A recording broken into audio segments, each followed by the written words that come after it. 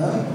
E que hoje é representante lá na OAB do Rio de Janeiro. Ele é o diretor da área de segurança da OAB, e o nosso programa necessariamente tem que discutir a segurança a partir desse viés. Vou falar um pouquinho mais sobre isso daqui a pouco.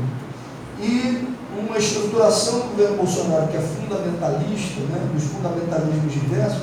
Um programa nosso tem que ser libertador e garantidor de direitos. A gente não pode ter medo também de falar do nosso respeito das garantias à população LGBT, a necessidade que a gente tem necessariamente de garantir direitos de mulheres, de negros e negras, tudo aquilo que é representado no programa de Bolsonaro como um objetivo de ataque, a gente tem que apresentar como uma necessidade de garantia, não de favor, né?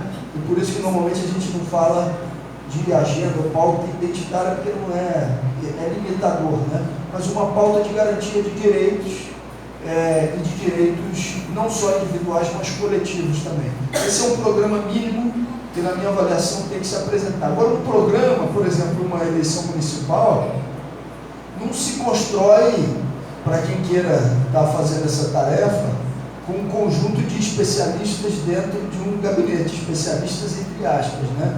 O nosso programa tem que se diferenciar a partir da sua construção, porque popular, né? Essa, para mim, é uma orientação necessária. E aí você pergunta se Bolsonaro conclui o seu mandato, né? Olha, hoje, na reunião anterior que a gente fez, já houve uma defesa enfática do fora Bolsonaro. E eu estou em adesão, estou quase aderindo. Não que eu não seja contra o fora Bolsonaro, mas é porque a gente tem que fazer uma avaliação tática no momento do que é a representação desse guarda-chuva fora Bolsonaro. Duas pessoas que eu confio muito em posições antagônicas sobre o mesmo tema. Uma pessoa que eu confio muito virou para mim e disse o seguinte: temos que defender a saída, porque o dano psicológico que esse cara faz à população brasileira é algo irreversível. Dano psicológico que faz em quem é oposição ao seu governo, e dano psicológico que faz a quem ele vai instrumentalizando com a política de eliminação do outro. Então qualquer coisa é melhor do que essa representação bolsonarista. Uma outra pessoa que eu confio muito também disse o seguinte: não vamos fazer isso é um erro, porque a saída do Bolsonaro é limpar o meio de campo para a facilitação da implementação do programa ultraliberal, e as crises geradas pelo próprio Bolsonaro dificultam a implementação plena desse programa. Talvez os dois estejam com a razão, né? As duas pessoas estejam com a razão. Mas, ao mesmo tempo, construir uma agenda fora Bolsonaro pode ser um guarda-chuva que venha a consolidar o conjunto das posições contra o programa bolsonarista, que é o que a gente tem que interromper, a implementação desse programa. Ele termina o mandato, eu acho que enquanto ele estiver entregando as medidas do programa ultraliberal, ele vai continuar sendo considerado palatável por aqueles segmentos que têm a capacidade de dar uma virada na sustentação dele. A nossa virada de sustentação para que o seu programa seja interrompido, para mim, se dá só se a gente conquista a maioria social contra o programa bolsonarista. Então, são duas formas diferentes de ver a mesma questão. Não posso dar uma resposta objetiva se continua até o final ou não, mas posso te dar uma convicção: Bolsonaro não trabalha para terminar mandato. Bolsonaro trabalha para instituir uma linha de pensamento na sociedade brasileira que seja de extrema direita. Ele está mais preocupado, assim como Olavo de Carvalho, em ter uma parcela da sociedade brasileira que dê sustentação àquilo que ele representa, do que de ter uma coalizão de governo que lhe dê sustentabilidade ou governabilidade, o que é ainda mais preocupante e perigoso, e que é inclusive o que a gente deveria ter feito à esquerda, ou seja, fazer uma disputa social que garantisse que o bolsonarismo não ascendesse e em determinados momentos, com menos preocupação com a governabilidade. Essa é uma autocrítica que eu acho que também a gente precisa fazer, né?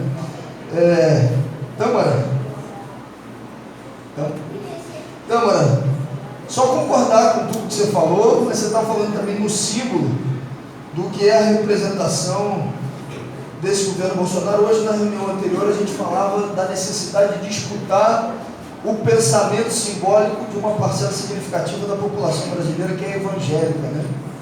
Que foi quem subiu, inclusive, na última pesquisa. O Boulos me deu uma informação um dia desse que me surpreendeu. Ele falou: Glauber, 70% das pessoas que fazem ocupação com MTST são evangélicas. E perguntando para uma companheira do MST, aí eu perguntei da Bahia, falei: qual é o percentual lá de evangélicos? Era em torno de 40% das pessoas que estão nos assentamentos, né? Então você tem que, na minha avaliação também, trabalhar a partir desse símbolo, na minha avaliação, tendo abertura para entender qual foi o grau de acolhimento recebido, fortalecendo lideranças como, por exemplo, o pastor Henrique Vieira, da Igreja Batista do Caminho, né, que faz uma discussão por dentro, que tem capacidade de entender. Tem coisas que eu, como não evangélico, eu não vou ter capacidade de compreensão. E a minha capacidade de convencimento também vai ser muito menor. Pastor Henrique Vieira, um dia disse o seguinte: Glauber, vocês não sabem, numa reunião que a gente estava, vocês não sabem às vezes o que é um poder libertador de gritar um aleluia, né, em determinados momentos, né? E ele é evangélico de esquerda progressista que faz a luta social por dentro da igreja, né?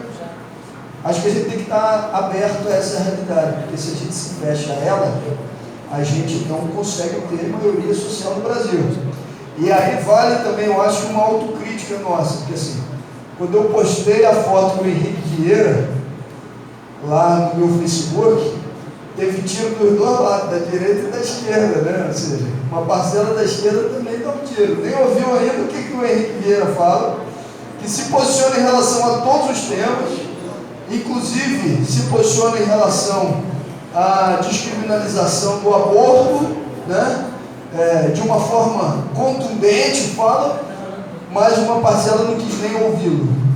Já recebeu a informação prévia e não quis saber o que era a representação dele. Então gostei quando você falou das trevas, e gostei quando falaram na nossa reunião anterior que tem que começar a chamar o Bolsonaro mais de anticristo também, né? Tem que ir delimitando ele por aí.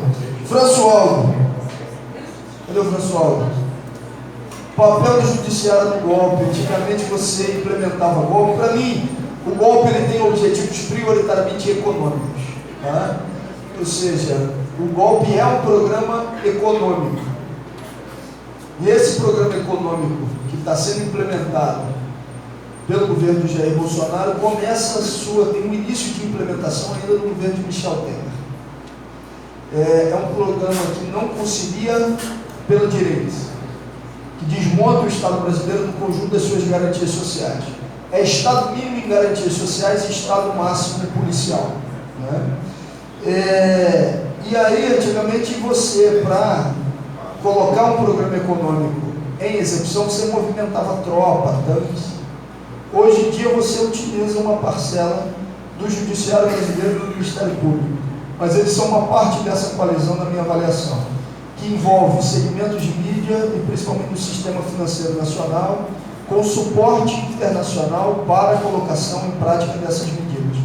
Não é à toa que a Lava Jato, e estão aí os diálogos para demonstrar isso, não entrou no judiciário. Por quê? Porque se você entra no judiciário, dá espírito de corpo, você cancela em instâncias superiores decisões embaixo. Eles atuavam pelos bastidores, mas eles não pegavam nenhum membro do judiciário para poder ter condução coercitiva, condenação, qualquer coisa do tipo. Não entraram no sistema financeiro, porque era o centro, inclusive, da negociação para a implementação do programa econômico, e respaldavam e não entravam também no enfrentamento ou na criminalização da mídia, que é quem dava base de sustentação ideológica para que eles conseguissem fazer a implementação do seu programa. Eu acho que é isso, tem que fazer essa discussão de frente, mostrando o que é a representação da Lava Jato e de uma parcela do judiciário brasileiro. E esse movimento não é nacional, não acontece só no Brasil, está acontecendo nos mais variados países da América Latina. Eu dei uma rodada há algum tempo por Chile, Argentina e Uruguai, e o discurso na Argentina era o mesmo discurso do Brasil, que se repetia no Chile. No Uruguai eu falei, não, no Uruguai é um pouco diferente, porque tinha lá um Mujica, que era ponto fora da curva, né? Só que daqui a pouco começaram as denúncias também na estatal de petróleo uruguaia, e agora o discurso que está sendo feito no Uruguai é de ampliação dessas forças de extrema-direita, um discurso anticorrupção. Eles se movimentam a partir da mesma lógica e não tem jeito. Batalha perdida é aquela que não se enfrenta. Se você não faz o enfrentamento dela, você já perdeu. E às vezes parte do nosso campo deixa de fazer esse enfrentamento porque acha que vai perder votos. Mas não adianta, tem que fazer o enfrentamento, pode perder votos para não perder o poder total, porque senão eles vão ampliando a sua capacidade de articulação social.